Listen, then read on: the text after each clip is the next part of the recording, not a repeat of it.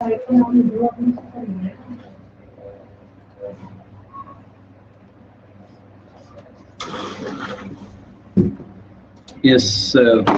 Good afternoon खुशी। Yes, धन्यवाद Sandeep.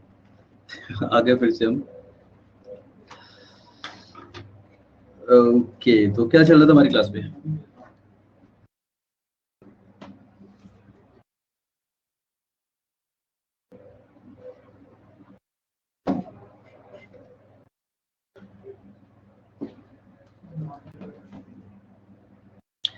Adverb start होने वाला था, तो फिर स्टार्ट होके रहेगा बिल्कुल।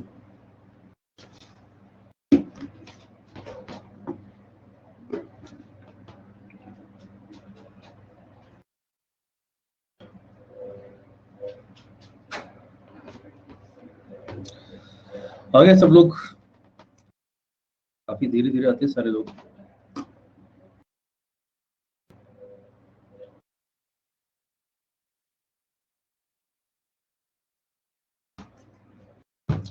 चलिए, तो we will start with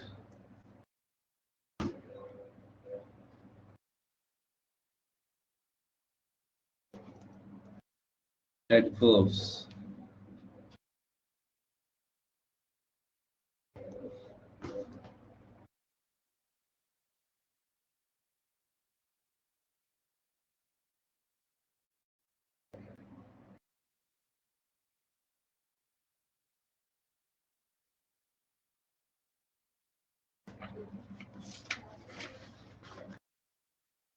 Yes, good afternoon, Nakshi. Okay, so what are adverbs? How do you define it? जो verbs को describe करते हैं। जो वर्ब को डिस्क्राइब करते हैं या वर्ब के बारे में कुछ एक्स्ट्रा ऐड करते हैं, बिल्कुल सही ना? Yes, words that qualify an adverb, sorry, a verb. So adverbs are the words, ऐसे बोल सकते हैं, adverbs are the words, ये बस रिपीट हो गया, that qualify, पहले हम लिख सकते हैं verb, so verb को qualify करता है, कैसे? जैसे if I write a sentence, he walks, subject, this is a verb, ठीक है? He walks what? How does he walk? He walks fast, ठीक है? So this is what? This is a verb and this is your adverb, है ना? ठीक है, तो verb को बारे में कुछ भी एक्स्ट्रा ऐड करें उसे बोलते हैं हम लोग एडवर्ब, ठीक है? और ये जो हमारा वर्ब था इसके बारे में भी आर एडिंग सम इंफॉर्मेशन, कैसे चलता है वो तेज, ही वॉक्स फास्ट, ये क्या हो गया आपका हमारा adverb. Now if I write this sentence, he walks very fast, ठीक है? यहाँ पे वेरी किसे क्वालिफाई कर रहा है? फास्ट को।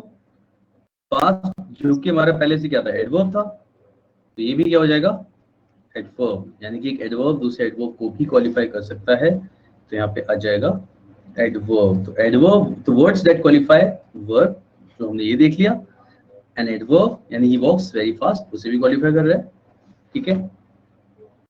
और किसे क्वालिफाई करता है? An adjective. एडजेक्टिव को कैसे करता है, याद है? हमने when we are doing adjective, तब हमने देखा था कि वेरी, आई टोल्ड यू कि वेरी को आप जनरली जहां भी यूज करते हो, very works like an adjective, याद है?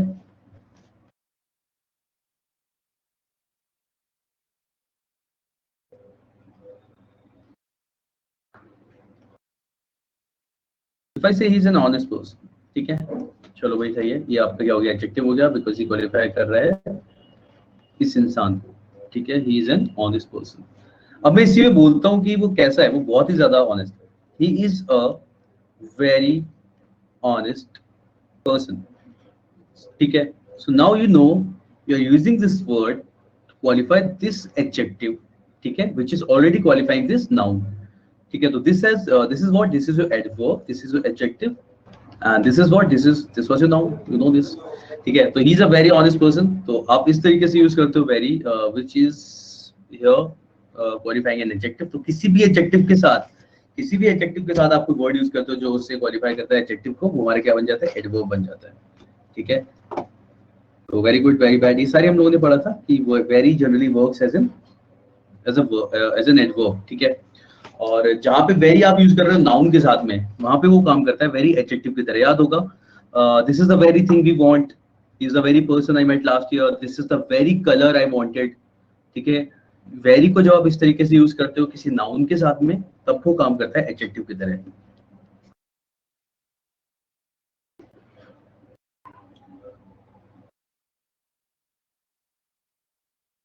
चलिए, क्लियर है भी। नेक्स्ट आता है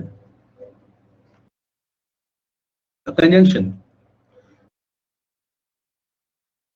can be used to qualify a conjunction. How? We can say, जब भी इस तरीके का सेंटेंसेस में लिख रहा हूँ, he killed him simply because, थोड़ा वायलेंट वाला सेंटेंस है, वायलेंस के अंदर, he killed him simply because he refused, damn, he refused to return his money, ठीक है। सेंटेंस थोड़ा डार्क है लेकिन मतलब समझ में आ रहा है। यहाँ पे आप सिंपली यूज कर रहे हो किसको, केवल इसलिए, ठीक है, because was giving the reason. Simply क्या कर रहा है, केवल इसलिए कर दिया इसने, ठीक है, simply because he refuse to return his money, ठीक है। तो ऐसे केस में आपको पता है कि सिंपली यहाँ पे एडवर्ब की तरह यूज हो रहा है, which is being used to qualify this word because, ठीक है। तो ये आपका हो जाएगा कंजंक्शन, और इस तरीके से पता चल रहा है adverb can also be used to qualify an conjunction और कंजंक्शन, ठीक है। Next is, it can also qualify a preposition. Preposition को भी qualify कर सकता है। Conjunction वापस बता दूं, ये देखो, he killed him, अगर एक सेंटेंस देखो जरा याला, दिस सेंटेंस अगर मैं ऐसे लिखता हूं तो ऐसे भी ठीक है ना ये, हाँ लिखो, ले लो बिल्कुल, मैं यहाँ से दिखा देता हूँ, ठीक है। ये वर्ब और एडवर्ब वाला था, देन एडजेक्टिव एंड कंजंक्शन, ठीक है। यहाँ पे देखो, जब मैंने ऐसे बोला ही किल्ड हिम बिकॉज ऐसा ऐसा हो गया, ठीक है, ही किल्ड हिम बिकॉज, अब यहाँ पे सेंटेंस ही कंप्लीट है। यहाँ पे आप जब यूज कर रहे हो ना सिंपली, सिंपली क्या बोल रहा है, एक तो हो गया ही किल्ड हिम बिकॉज ऐसा हो गया, सिंपली बिकॉज, ठीक है। तो सिंपली क्या कर रहा है, इस चीज को सिंप्लीफाई कर रहा है कि भी केवल इतना सा रीजन था और इसकी वजह से ऐसा हो गया, ठीक है। तो ये आपको पता चला, एम्फेसाइज कर रहा है इस पे, बिकॉज पे, कि केवल इसलिए ऐसा कर दिया, ठीक है। तो सिंपली आप एक तरीके से एडवर्ब जो वर्ड आप यूज कर रहे हो सिंपली, इसका कोई काम सेंटेंस में मीनिंग ऐड करने में नहीं है, ये केवल इस पे एम्फेसाइज करने के लिए यूज हो रहा है। और जब इस पे एम्फेसाइज करने के लिए यूज हो रहा है तो हम इसे क्या बोलेंगे, एडवर्ब बोलेंगे, क्योंकि ये इसको क्वालिफाई कर रहा है। Got it Sandeep?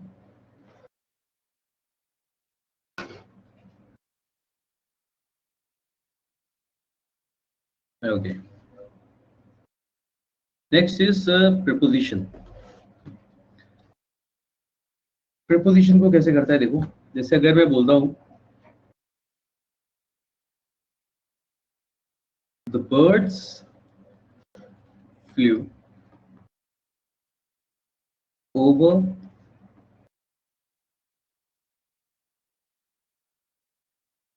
Over his head, ठीक है। Now we know this is a preposition here, ठीक है, word flew over his head. अब जब मैं यहाँ पे एक वर्ड यूज करूं जो केवल इस पे एम्फेसाइज करेगा, एग्जैक्टली ओवर हिज हेड, ठीक है।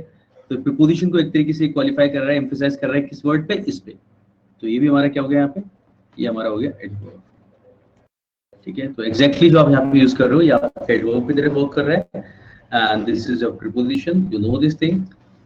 इस तरीके से you can also use a preposition to emphasize on an, you can also use an adverb to emphasize on a preposition, ठीक है। नेक्स्ट आता है इसमें, it can also use to qualify an entire sentence. How does it qualify an entire sentence? Let's see. If I write these words, fortunately, unfortunately, sadly, happily, okay? Fortunately, everybody escaped unhurt.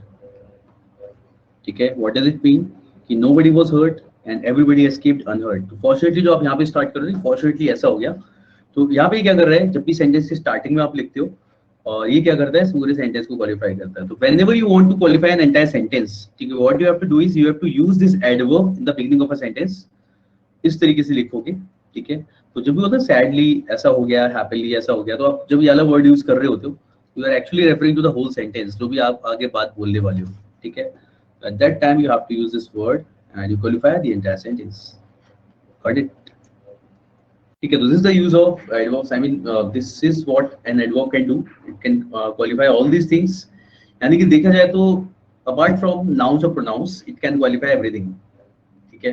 किसी भी sentence के अंदर noun और pronounce को छोड़ के it can qualify everything, वो हमारा क्या हो जाएगा? एडवर्ब.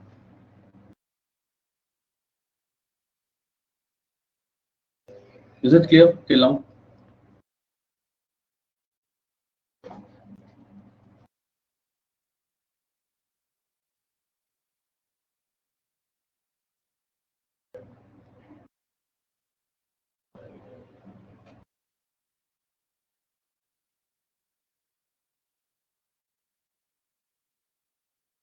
अभी शुरू हो रहा है संदीप.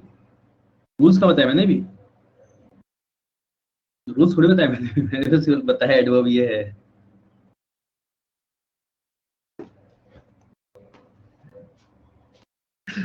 रूल्स से शुरू होंगे ना. देखो पहला नहीं, सिंपल है, मजाक कर रहा हूँ मैं. फाइन. ओके. पहला क्या आता है? अभी हमसे देखते हैं टाइप्स ऑफ एडवर्ब्स. ठीक है. पहला आता है हमारा सिंपल, रिलेटिव एंड इंटेरोगेटिव. ठीक है. तो we will start with simple. Relative और इंटेरोगेटिव में कुछ भी नहीं. When you ask a question, ठीक है, इस तरीके के जब आप सवाल पूछते हो, वो क्या होता है? हमारा इंटेरोगेटिव एडवर्ब होता है. रिलेट करने के लिए यूज करते हो जब किसी जगह से या किसी एक्शन को रिलेट कर रहे हो. ठीक है. I remember the day when I met Sachin Tendulkar, whatever. ठीक है. I still remember the day when it happened. ठीक है. तो जो आप रिलेट करने के लिए यूज कर रहे होते हो, इस तरीके का कुछ वर्ब से, किसी एक्शन से, एक्शन जो पास्ट में हुआ है उससे यू आर रिलेटिंग, तो उसे यूज करते हो, तो रिलेटिव नाउन, वो रिलेटिव एडवर्ब हो जाता है. और when you ask a question, तो वही कि व्हेन डिड इट हैपन. ठीक है. इंटेरोगेटिव एडवर्ब तो बहुत ही क्लियर सा है, सिंपल सा फंडा ये वाला. तो जो हम पढ़ते हैं इसके अंदर सिंपल एडवर्ब्स को पढ़ते हैं. सिंपल एडवर्ब्स हमारे कुछ प्रकार के होते हैं, वो देखते हैं. तो we start with simple adverbs.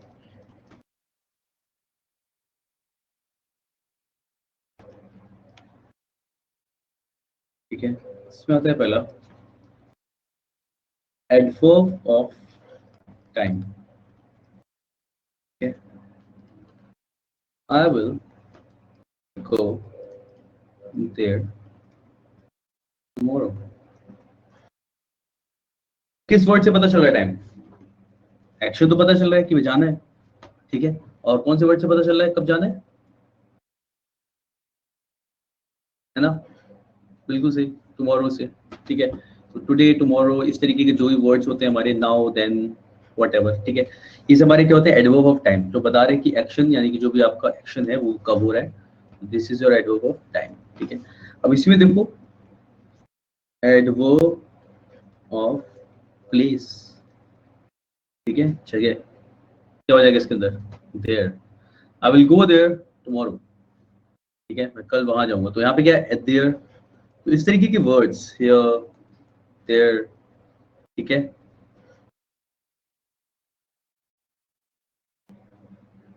Anywhere, ये सारे क्या हो जाएंगे हमारे? यदि कोई भी आप यूज करते हो इस तरीके से जो जगह से रिलेट कर रहा है, उसका आइडिया दे रहा है कि कोई भी एक्शन कहाँ पे, तो उससे हम बोलते हैं एडवर्ब ऑफ प्लेस. सिंपल है बेबी. ठीक है. तो adverb of time and adverb of place. Relate मतलब लॉजिकल है बिल्कुल कि क्या मतलब इसका. Next comes adverb of frequency. तो क्या मतलब होगा adverb frequency का?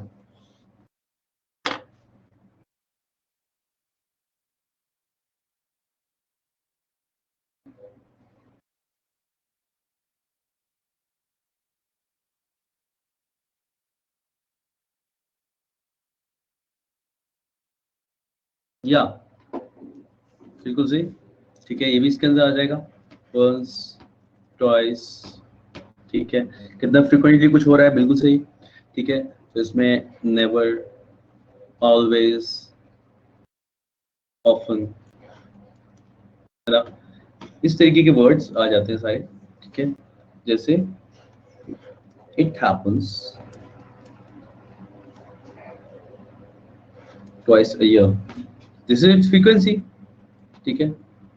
ही always comes on time, frequency, ठीक है।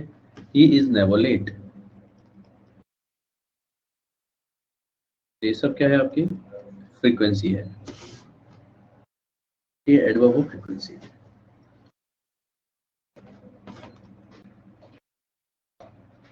ठीक है। सिंपल चल रहा है अभी भी। Next is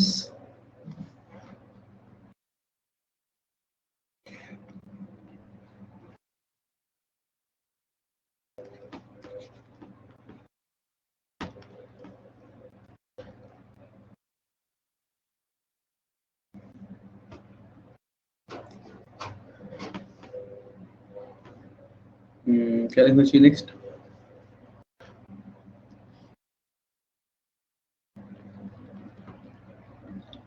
adverb of contrast, we know the meaning of contrast, ठीक है। कंट्रास्ट, कंट्राडिक्टरी, कंट्राडिक्ट, सारे वर्ड्स उसी से बनते हैं, ठीक है। दो, ऑल्दो, ठीक है, इस तरीके के वाले वर्ड्स यूज करते हो आपस में। एंड ये हमने पहले ही पढ़ा है कि it is followed by what, yet आता है इसके साथ में, या फिर कॉमा आता है, ठीक है। जैसे although he did work hard, ठीक है। although he didn't work hard, अभी मेहनत नहीं की तो क्या होना चाहिए था, लेकिन आगे क्या होगा, सेंटेंस जब भी आप इस तरीके से लिख रहे हो, it means something in contrast is going to happen, ठीक है। he qualified the examination, ठीक है। तो इससे पढ़ के आप जो भी अंदाजा लगा सकते थे, उसका ऑपोजिट होगा आगे, ठीक है। तो although he didn't work hard, he qualified the examination, ठीक है। तो ये क्या हो जाएगा हमारा adverb of contrast, and it is generally followed by, मतलब इसके साथ जो यूज करते हैं आप, या तो कॉमा आएगा या फिर येट आएगा। येट का मतलब यहाँ पे क्या होता है, फिर भी, ठीक है। तो सेंटेंस जब एग्जामिनेशन में मिलता है वाला, तो कुछ इस तरीके से आएगा, दो he worked hard but he didn't qualify the, sorry, ये सही लग रहा है, एग्जामिनेशन, ठीक है। अब इस तरीके से आएगा, और यहाँ पे लिखा होगा नो एरर, तो you have to find the error. क्या लग रहा है,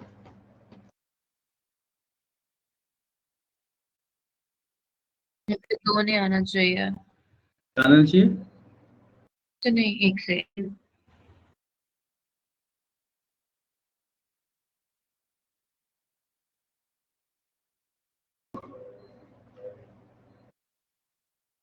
हाँ यस, ठीक है। यहाँ पे बट नहीं आएगा ना,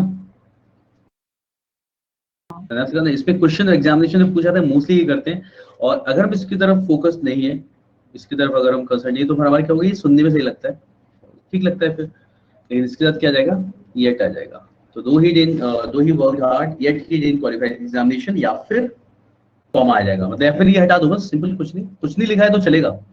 मतलब if the sentence is like this, अगर सेंटेंस ऐसे ही छोड़ रखा है ना, कुछ लिखा ही नहीं बीच में, कॉमा भी दिख ही नहीं रहा आपको, because punctuation error is not an error for us. अभी क्वेश्चन में पंक्चुएशन एरर मानते नहीं है, मान लो कुछ भी नहीं लिखा है, ठीक है चलो कोई दिक्कत नहीं है। लेकिन अगर कॉमा अगर यहाँ पे बट लिखा है वो गलत होगा, यहाँ पे क्या आएगा, हमेशा येट आएगा, ठीक है, या तो येट आता है या फिर कॉमा आता है, ठीक है। This is how you get question on this adverb contrast. यहाँ पे दो और ऑल्दो दे आर इंटरचेंजेबल, आप कुछ भी यूज कर सकते हो, ठीक है। ये कहा जाता है अगर इस जगह पे यूज करोगे, ऑल्दो थोड़ा सा फॉर्मल साउंड करता है, ठीक है, बट एग्जामिनेशन में इंटरचेंज करने की जरूरत इसमें इस जगह पे बिल्कुल भी नहीं पड़ेगी, ये तो यहाँ पे दोनों सही रहेंगे। करेक्ट। चलिए नेक्स्ट देखते हैं फिर।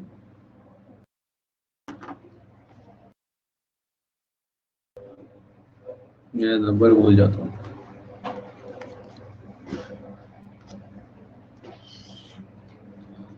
ओके, adverb of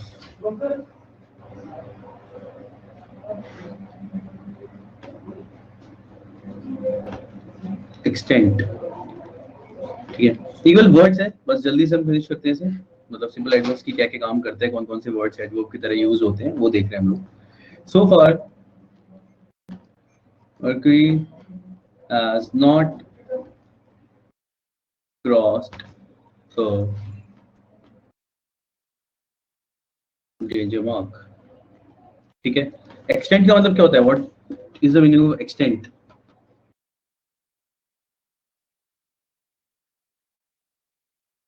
खत्म हो जाना, गायब हो जाना, नहीं, ऐसे एनिमल्स किड्स करते हैं ना। अरे वो तो एक्सटिंक्ट करते हैं ना, है ना।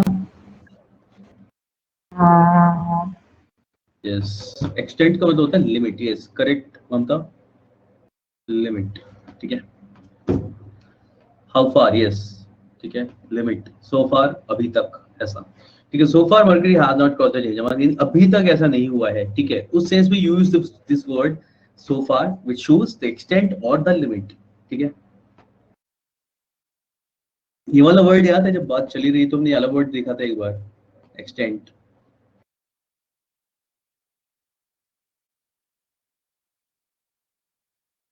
एक्सटेंट क्या होता है? आई गेस सरवाइव और एग्जिस्ट, इस सेंस में यूज करते हैं हम लोग एक्सटेंड, हाँ सरवाइव और एग्जिस्ट, ठीक है। एंड एक ये वाला वर्ड्स ऑफ गॉड एक्सटेंड, ये एक्सटेंशन बनता है इससे किस चीज को, टू इंक्रीज समथिंग, ठीक है। तो एक जैसे वर्ड है कुछ कुछ, एक्सटिंक्ट, एक्सटेंड। चलिए आगे बढ़ते हैं।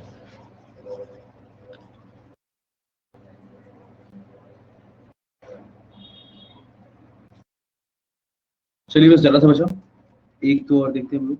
नेक्स्ट आता है हमारा एडवर्ब ऑफ मैनर। ये वो वर्ड है जो एक्चुअली एडवर्ब हमारे दिमाग में आती है सबसे पहले यही चीज आती है, ठीक है। मैनर यानी कि कोई काम किस तरीके से हो रहा है, जैसे ही रीड्स क्लियरली, है ना, कि कोई काम किस तरीके से हो रहा है। शी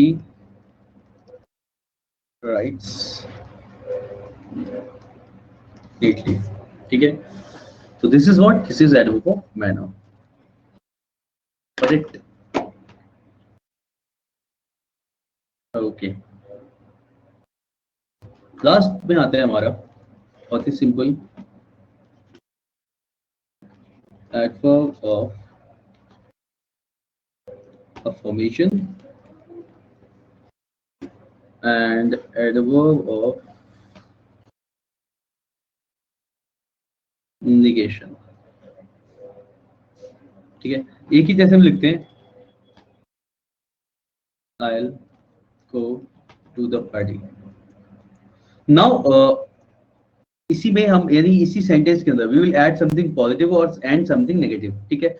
यानी सेम सेंटेंस के अंदर हम देखेंगे और वो पॉजिटिवली एम्फसाइज करेगा और वो नेगेटिवली एम्फसाइज करेगा। जैसे यहाँ पे बोल सकता हूँ I will what, I will positively क्या हो जाएगा, डेफिनेटली, सर्टेनली, श्योरली, ठीक है। पहले वर्ड्स हो जाएंगे ना, I will definitely go, I will certainly go, I will surely go, ठीक है। और यहाँ पे simple I will not go, never go, ठीक है। तो this is what, this is affirmation, positively emphasize कर रही है, and this is what adverb of negation, negative है, ऐसा है।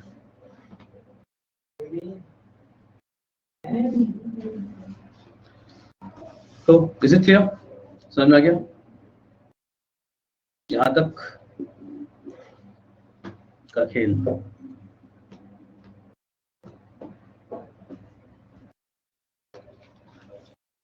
नाइस।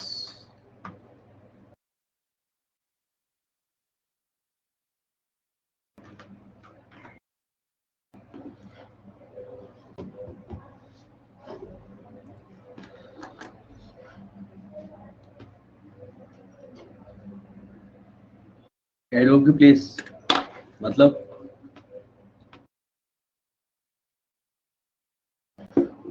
एडवर्ब को कहाँ पे लगाना है किसी भी सेंटेंस में, ऐसा। इससे हम लोग इस पे टॉपिक पढ़ेंगे, पोजीशन ऑफ एडवर्ब्स, बिल्कुल मतलब प्रॉपरली पढ़ेंगे उसके अंदर कि कौन सा एडवर्ब कहाँ लगाया जाता है। ठीक है, वो पढ़ाऊंगा अभी। पोजीशन ऑफ एडवर्ब्स उसमें आएगा।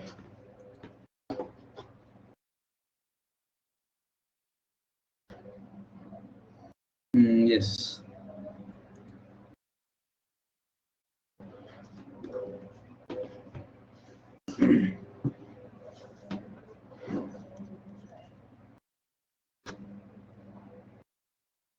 तो चाहो तो सेंटेंस को हम लोग ये से स्टार्ट कर सकते हैं, position of adverbs. Next topic लिखिए।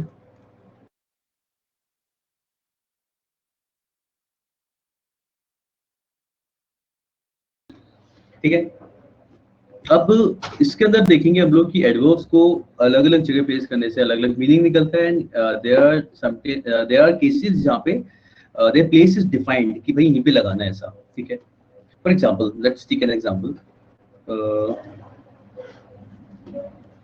ओनली हमारा ऐसा है ना, जो एडवर्ब और एडजेक्टिव दोनों की तरह यूज होता है। ठीक है, यानी कि अगर ओनली आप यूज करो, only can also qualify a noun, क्योंकि वो साथ में वर्ब को साथ में लेके कर रहा होता है।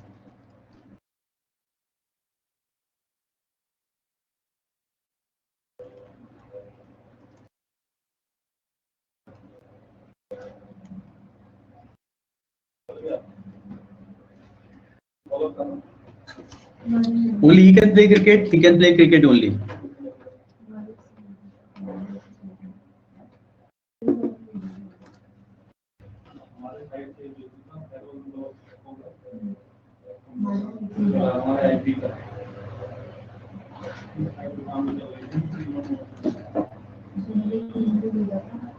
फर्स्ट हाँ वाले जी, में ये एज एडजेक्टिव वर्क कर रहा है, सेकंड वाले as I think adverb work कर रहा है। एडवर्ब की तरह काम कर रहे हैं। हाँ, और दोनों में मीनिंग हमें समझ में आ रहा है ना कि चेंज है। पहले वाले बोले केवल यस। वो ही खेल सकता है, and he can play cricket only. वो केवल he can play cricket only, वो केवल क्रिकेट ही खेल सकता है। ठीक है। अच्छा, अब मैं बोलूं अगर एक सेंटेंस इस तरीके से, जैसे यहाँ पे ये पोजीशन में डिफरेंस सबको समझ में आ गया होगा। अगर मैं लेकिन एक सेंटेंस ऐसे बोलता हूँ, आई कैन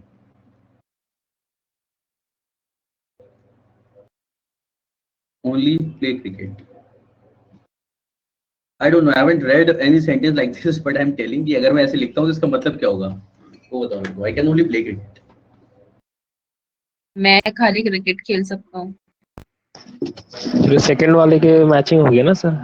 मैचिंग नहीं हुआ, यहाँ पे ओनली एम्फसाइज कर रहा है प्ले पे। And I am telling you भाई, I can only play cricket. तुम चाह रहे हो बैठ के देखूं, no I will not watch cricket, I will only play cricket. समझ में आया कोई difference? If I am saying I can only play cricket, it means that you can only play cricket. If you want me to watch it, I can't watch IPL or something. If you want, I can play cricket. I can just get my batting or something like that. यहाँ पे synthesise किस पे कर रहा है कि मैं केवल खेल सकता हूँ, not interested in watching it. समझ में आया थोड़ा बहुत आसपास का? यस, ठीक है। तो यहाँ पे इंतजार कर रहे हैं केवल खेलने पे। This is how you use only.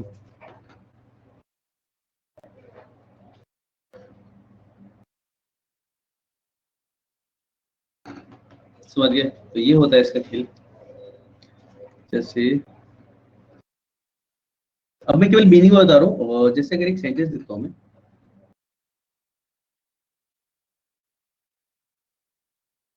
I went there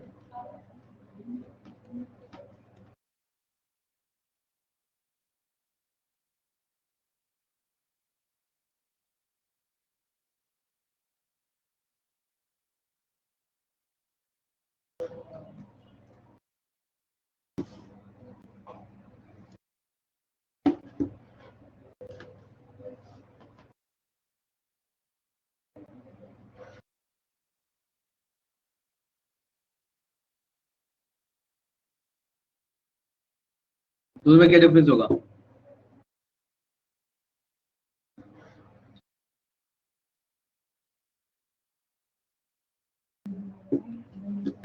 So it's like first वाले में बताया कि मैं I went there only yesterday. सिर्फ कल ही गया था. एक सेकंड ना. अभी भी अच्छे से आवाज आएगा. I went there yesterday only is like कल ही तो गया था मैं. वो वाला सेंस में. सेकंड वाला? Yes. हाँ करेक्ट. समझ में आ रहा है सबको अलग डिफरेंस? तो मैं ऐसे बोल रहा हूँ I went there only yesterday, केवल कल ही गया था, और यहाँ पे कल ही तो गया था, इस तरीके से होता है, कल ही तो गया था इस तरीके. और दिस इज समथिंग जो भी रूल्स से ज्यादा आपको लोगों के बोलने और सुनने में समझ में आएगा. ठीक है, ऐसे बोलते हैं, वो बोलने का थोड़ा लहजा चेंज हो जाता है ना हमारा. I went there yesterday only, ऐसा I went there only yesterday. ठीक है, this is how you use only, मतलब ओनली इतने बड़े बड़े चेंजेस कर रहा है सेंटेंस के अंदर. फिर इसके बाद आते हैं बाकी के एडवर्ब्स, जैसे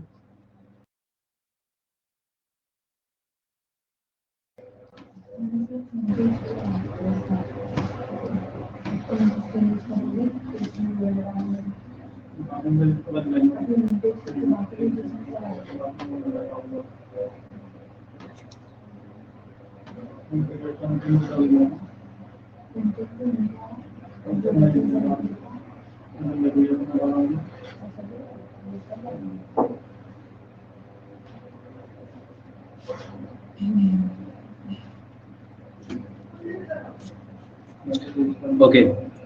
क्योंकि इसमें क्या होता है, जब हम बोलते हैं I went there only yesterday, Sonakshi तो क्या हो जाएगा, मैं केवल कल ही गया था. ठीक है, ये एम्फसाइज कर रहा है इस पे कि केवल कल ही जाने पे. ठीक है, I went there yesterday only, तो यहाँ पे क्या कर रहा है, इसके लिए बोल रहा है कि मैं कल ही तो गया था.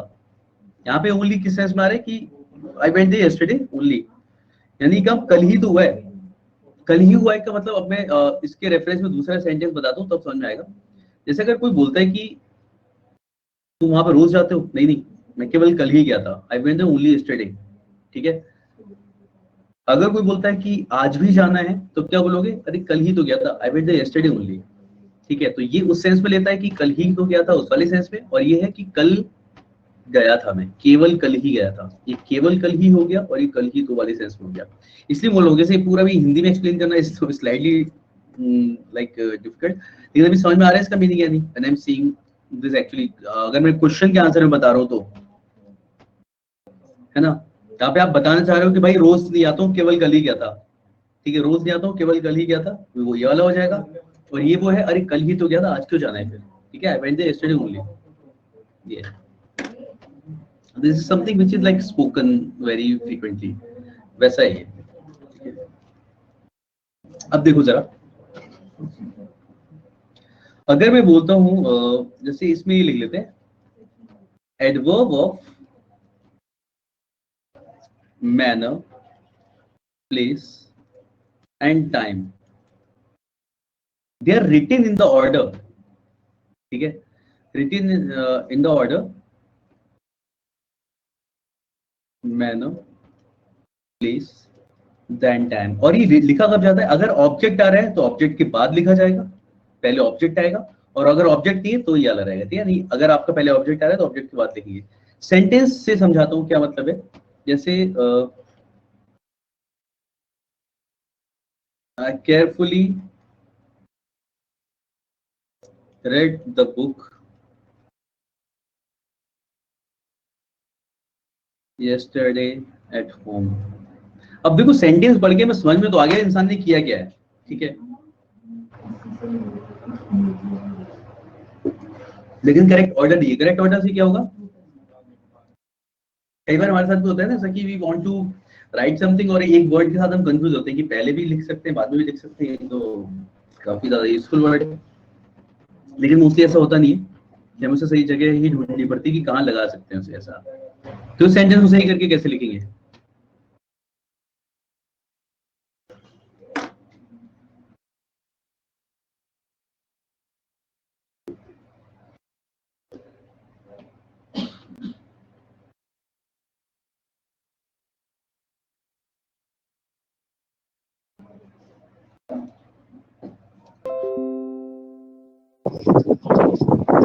देखो हमने पहले ये स्पेसिफिक कहा ना, पहले ऑब्जेक्ट आएगा तो आप क्या बोलोगे, I read the book. Read the book आएगा sir. Yes, I read the book. कि अब ये तब की बात चलिए, तीनों मौजूद है एक सेंटेंस के अंदर, है ना।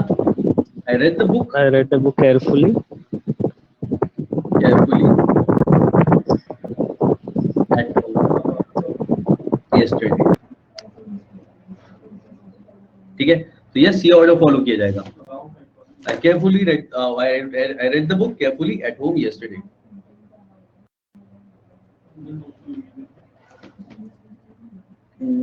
Okay, now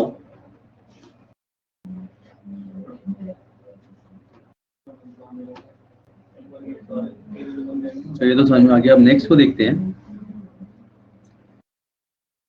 ये क्लियर है सबको? फॉलो कर पाओगे ना से adverb, manner, place and type, एक ही साथ सेंटेंस में दिए हुए हैं, तो you should follow this order. Next आता है हमारा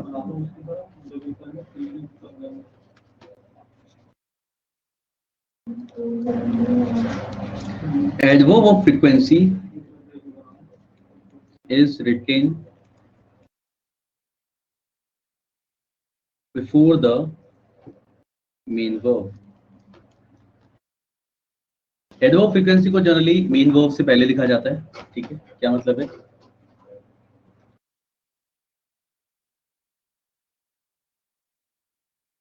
He always comes on time।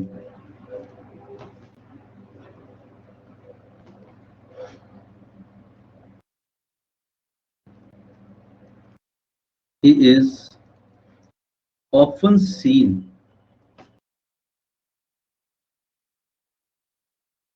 roaming around the canteen। ठीक है, दिस इज मेन वर्ब, इससे पहले आप लगाओगे ऑफन या ऑलवेज। ठीक है, वैसे he is often seen, helping verb, main verb, तो मेन वर्ब से पहले आता है आपका हमेशा ये वाला एडवर्ब ऑफ फ्रीक्वेंसी। ठीक है, is often seen roaming around the canteen, इससे आप यूज करते हो हमेशा। He never comes on time, whatever जो भी आपका एडवर्ब फ्रीक्वेंसी है वो मेन वर्ब से पहले आएंगे। ठीक है, याद रखना है adverb frequency comes before the main verb.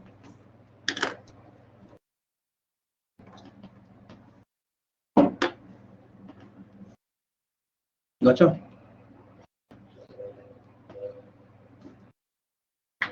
Let's move ahead then. Process कर पा रहे हो अभी तक? ये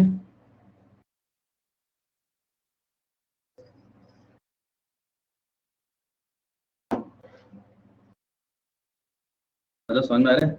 यहाँ तक नहीं आ रहा होगा, हम थोड़ी देर, अगर ज्यादा लगे तो थोड़ी देर रुक के मौसम की बात कर सकते हैं, इट्स फाइन।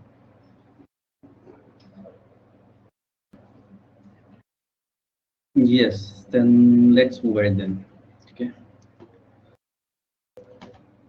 नेक्स्ट आता है हमारा adverb of manner. Adverb manner को आप कहाँ लिखते हो? मोस्टली वर्ब के बाद लगाते हो, नाइस संदीप। ठीक है, जैसे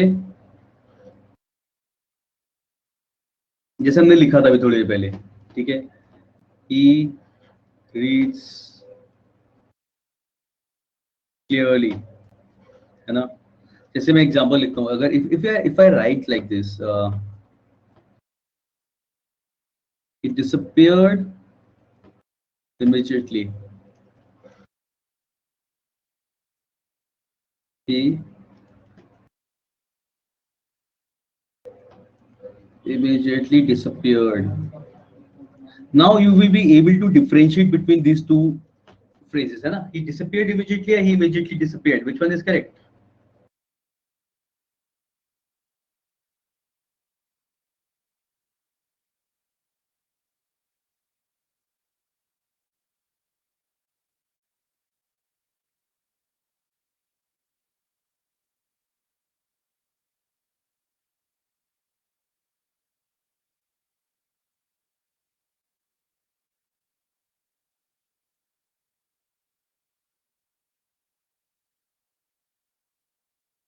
फर्स्ट, है ना, disappeared, this is a verb। अब कैसे हो रहा है ये काम? इस तरीके से हो रहा है भाई, एडवर्ब ऑफ मैनर ये रहा हमारा। ठीक है, he disappeared immediately, तो this is how you use. ठीक है, वर्ब के बाद आएगा एडवर्ब ही होगा, ठीक है।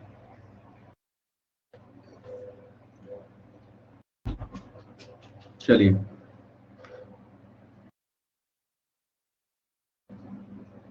आगे बढ़ते हैं।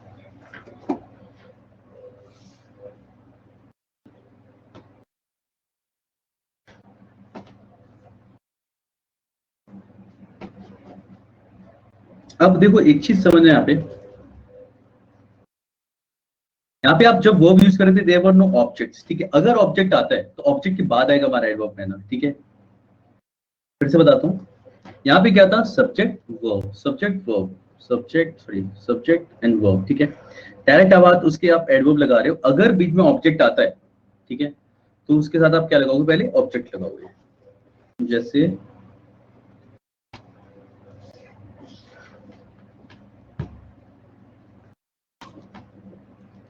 अगर ये लिखा ही केयरफुली wrote the book, ठीक है, सुनने में सही लग रहा है, तो आप क्या बोलोगे इसे सही करके, लेकिन ये करेक्ट नहीं है। He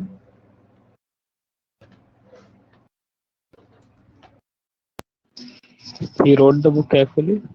है ना, यस। तो हम लोग क्या करेंगे, उसके बाद लगाएंगे yes, he wrote the book, got it खुशी। वैसे पहले वाला बड़ा फनी लग रहा है सुनने में। he wrote the book carefully, okay, he wrote the book carefully, ठीक है। तो this is how you use verb, then your object, then your adverb, ठीक है। इस तरीके से लिखा जाएगा इसे। चलिए लेट्स मूव अहेड देन।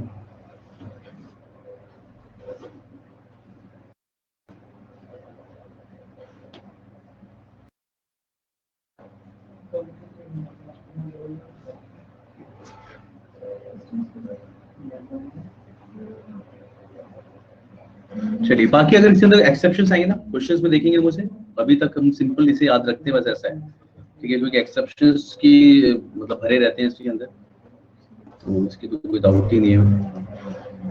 चलो आगे बढ़ते हैं। नेक्स्ट आता है हमारा, जब भी हम लोग बात करते हैं, हमने एडवर्ब ऑफ मैनर और प्लेस अभी देखा था, ठीक है।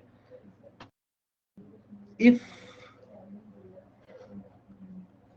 Adverb of manner and place, या प्लेस एंड लिख लेते हैं, दोनों यूज किए जा रहे हैं, and place are used with come, go or arrive. I am telling you, sentences को पढ़ना बार बार, रूल्स ऐसे रटने की जरूरत नहीं पड़ेगी आपको, केवल सेंटेंस पढ़ने की जरूरत पड़ेगी, ठीक है। तो वो किस तरीके से लिखा जाता है, अगर आप ये वाले वर्ब यूज कर रहे हो, कम, गो और अराइव, ठीक है, इसके साथ में पहले एडवर्ब ऑफ प्लेस आएगा, देन एडवर्ब ऑफ मैनर आएगा, ठीक है। तो रूल्स जैसे साउंड कर रहे हैं, लेकिन अगर मैं सेंटेंस लिखता हूं, अगर एक सेंटेंस लिखता हूं, the students went home quickly, ठीक है। तो आपको पता है यहाँ पे adverb place then adverb manner आएगा। The students went quickly home, ऐसा नहीं लिखोगे ना, ठीक है। द स्टूडेंट्स वेंट, आपको पता है कम जब लिखा है यहाँ पे, कम सॉरी गो का हमने वेंट लिखा है यहाँ पे पास्ट में, the students went home quickly. तो यू नो दैट कि वेंट के साथ आप अभी आगे एडवर्ब ऑफ प्लेस ही लगाने वाले हो। वेंट क्विकली होम लिखेंगे तो वैसे भी हमें गलत लगेगा, इसलिए मैं बोल रहा हूँ कि ज्यादा इसका लोड लेने की जरूरत नहीं है कि हमें स्ट्रक्चर फॉलो करना है, कैसे याद होगा, हार्डली मैटर्स, ठीक है, क्योंकि बहुत ज्यादा रटने की जरूरत पड़ेगी नहीं, क्योंकि वाले सेंटेंस हमने बचपन से पढ़े हैं, एंड हमारा सिस्टम लाइक कभी इस तरीके से प्रोग्राम्ड है कि अगर हम गलत पढ़ते तो पता चल जाएगा हमें पहले ही, ठीक है। बस वो तो ऐसा है कि रूल्स पढ़ रहे हैं तो इन चीजों पे ध्यान दे रहे हैं, बस adverb of we, basically position देख रहे हैं एडवर्ब्स की, इसलिए, ठीक है। तो आगे बढ़ सकते हैं मेरे ख्याल से।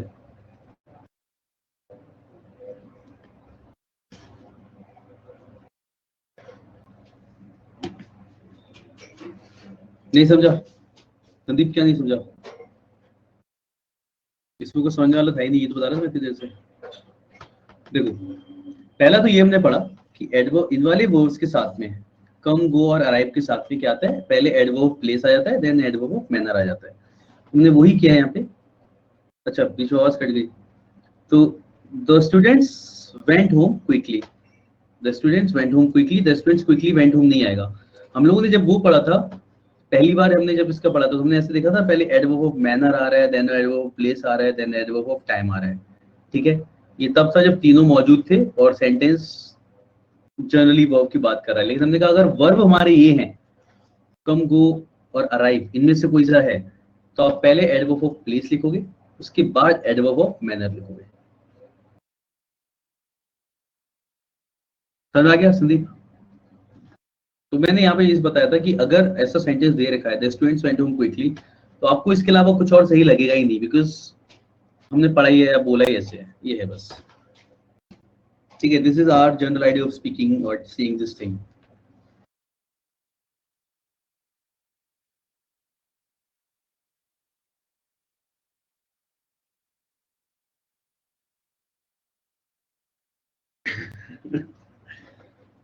या एक दो एक्सेप्शन तो यार हर जगह चलते रहते हैं यहाँ पे। ठीक है, अब देखो क्या होता है, अब कुछ रूल्स हैं। रूल्स क्या है, अब देखो ऐसा होता है, हार्ड है, जैसे दिस वर्ड हार्ड। ठीक है, यू नो दैट कि इसे हम एडवर्ब की तरह भी यूज करते हैं, एडजेक्टिव की तरह भी यूज कर लेते हैं। ठीक है, वैसे इनफ है, इनफ को भी हम लोग एडजेक्टिव की तरह भी यूज करते हैं और एडवर्ब की तरह भी यूज करते हैं, बस इनको यूज करने में कैसे डिफरेंस आता है। जैसे हार्ड और हार्डली, दीज वर्ड्स पॉजिटिव है, ये नेगेटिव है। इनफ को जैसे मैं बताना चाह रहा हूँ, क्या बताना चाह रहा हूँ यहाँ पे, वी हैव या देयर इज, अगर एक सेंटेंस में लिखता हूँ, there is enough food for everyone. ठीक है, there is enough food for everyone. Now you know that जब भी आप एडजेक्टिव की तरह यूज करोगे तो ये किससे आएगा, नाउन से पहले आएगा। ठीक है, अगर इसे हम एडवर्ब की तरह यूज करेंगे तो जैसे he has worked hard enough, तो आपका क्या होगा, वर्ब और एडवर्ब के बाद आएगा। ठीक है, फॉर द एग्जामिनेशन। तो वो मैं बोल रहा हूँ कि यहाँ पे अब इस वर्ड की पोजीशन आपको ज्यादा टेंशन लेने की जरूरत नहीं पड़ेगी। यू नो दैट कि भी एडजेक्टिव की तरह यूज कर रहे हो तो आपके नाउन से पहले आने वाला है, और एडवर्ब की तरह यूज कर रहे हो तो आपके वर्ब और एडवर्ब के बाद आने वाला है। He has worked hard enough for the examination. Clear है ये चीज? समझ में आ गई होगी मेरे ख्याल से सबको। रूल्स की तरह साउंड भी नहीं कर रही होगी मेरे ख्याल से।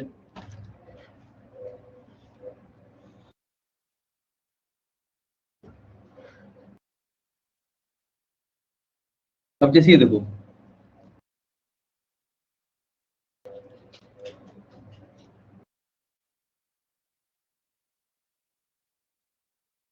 हाँ पता है ना क्या आएगा, he has worked hardly और worked hard, है ना। हमें पता है हार्डली तो नेगेटिव होता है, तो ये तो आता नहीं है बाहर। यहाँ पे क्या आएगा, हार्ड आएगा, और ये आपका क्या एडवर्ब ही है, दोनों ही एडवर्ब है। ठीक है, हार्ड हमारा एडजेक्टिव की तरह भी यूज होता है। ठीक है, और लेकिन हम दोनों के एडवर्ब की यूज की बात करें तो ये हैज वर्कड हार्ड, तो आपको पता है इसके वर्ब के बाद आने वाला है। लेकिन अगर आप हार्डली यूज करोगे तो ये कहाँ आएगा, ये वर्ड से, यानी कि आपके जो वर्ब है उससे पहले आएगा। ही हैज हार्डली वर्कड, मतलब ना के बराबर काम किया, बिल्कुल काम नहीं किया, उस सेंस में होगा ही हैज हार्डली वर्क। तो यहाँ पे नेगेटिव सेंस भी यूज होता है, और ये हमेशा क्या होता है, वर्ब से पहले आता है। ठीक है, वी नो दीज यूजेस, इसमें कुछ भी अलग नहीं है, एंड हम इसे पढ़ के आराम से पता लगा लेंगे कि हार्डली कैसे यूज करना है, हार्ड कैसे यूज करना है। ठीक है, तो आई गेस इस चीज को यहाँ पे रख सकते हैं, इसके यूज को। तो ये था हमारा पोजीशन ऑफ एडवर्ब्स, जहाँ पे हमने अलग अलग वर्ब्स की पोजीशन को देखा कि कौन सी वर्ब कहाँ पे लगाना है, एडवर्ब कहाँ पे लगाना है। ठीक है, और इजीली इस चीज को आप याद रखोगे, क्वेश्चन हम जब करेंगे तो आराम से समझ में आएगा, रिवाइज आपका हो ही जाएगा, मेरा मतलब है तब तक तो आगे बढ़ सकते हैं, मुझे लग रहा है।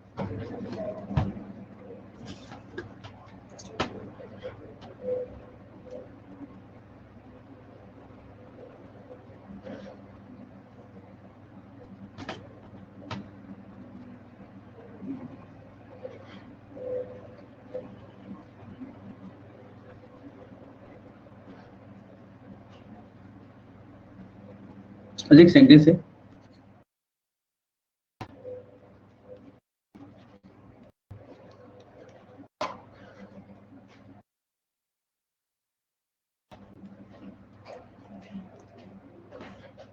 इसके बारे में बताइए कुछ।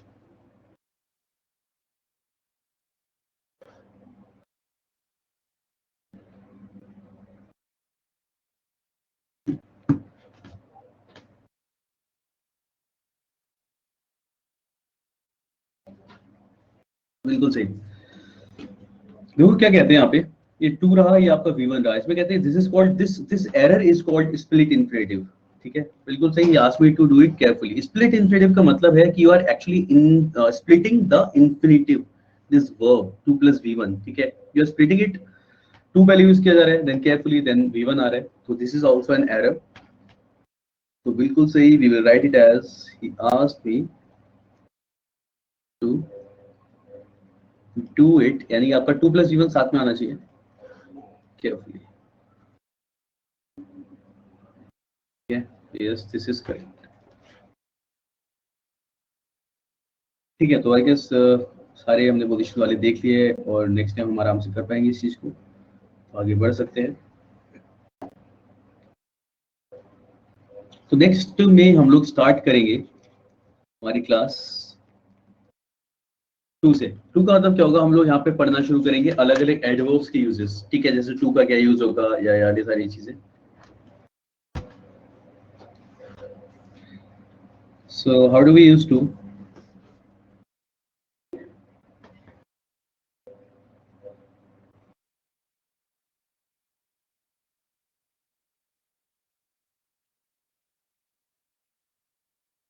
कैसे यूज करते हो, बताओ मेरे को।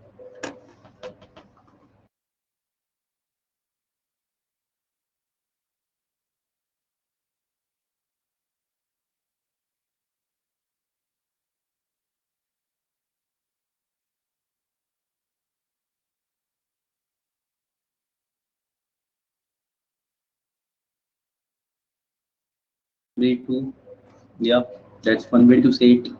You to come to the party, ठीक है, मतलब you also have to come to the party, ऐसा हो गया नहीं? That's one way of using it. Yes.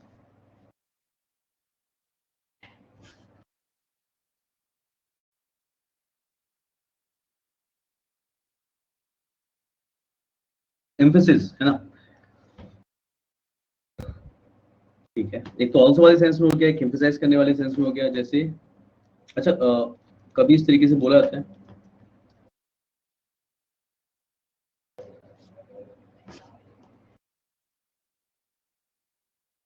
ठीक है, this too good, this use is incorrect. ठीक है, because what we do, too means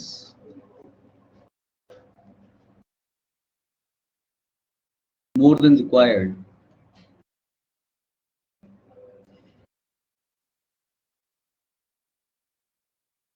ठीक है, टू का मतलब क्या होता है, more than required, and generally for good things we don't use this thing, है ना, मोर देन रिक्वायर्ड। तो उसके लिए आप यूज करते हो दिस इज टू गुड। ठीक है, तो to means more than required, तो हम इसके लिए ये यूज नहीं करेंगे। हम यहाँ पे इसकी जगह क्या यूज कर सकते हैं, वेरी यूज कर सकते हैं। तो two is generally use with, generally, हमेशा नहीं, ठीक है, आगे वाले केसेस में बताऊंगा। Generally used with unpleasant adjectives. Unpleasant adjectives मतलब क्या हो गया, टू बैड,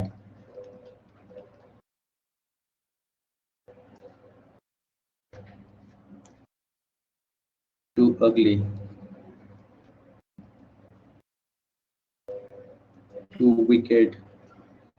बाकी टू हॉट, टू कोल्ड हम यूज कर लेते हैं when we have something which is like क्या बोलेंगे उसके लिए, like more than required, whenever the condition, whenever anything, जो किसी भी ऐसी स्थिति में हो जहाँ पे it is like more than required, जरूरत से ज्यादा है, you will use to there। ठीक है, मैं कोल्ड कहना चाह रहा था, क्या मैंने होल्ड लिख दिया फिर, like cold plus hot is hold।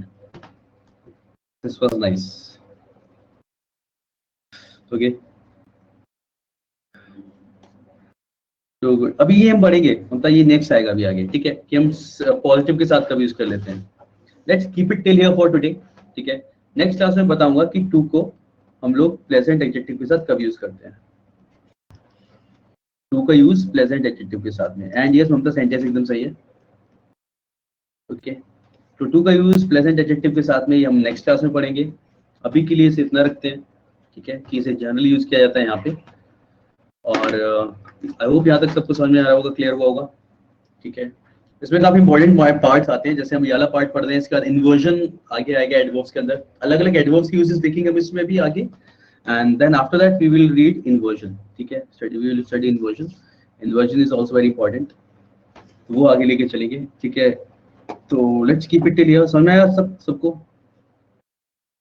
Shefali, Sonakshi, clear हुआ?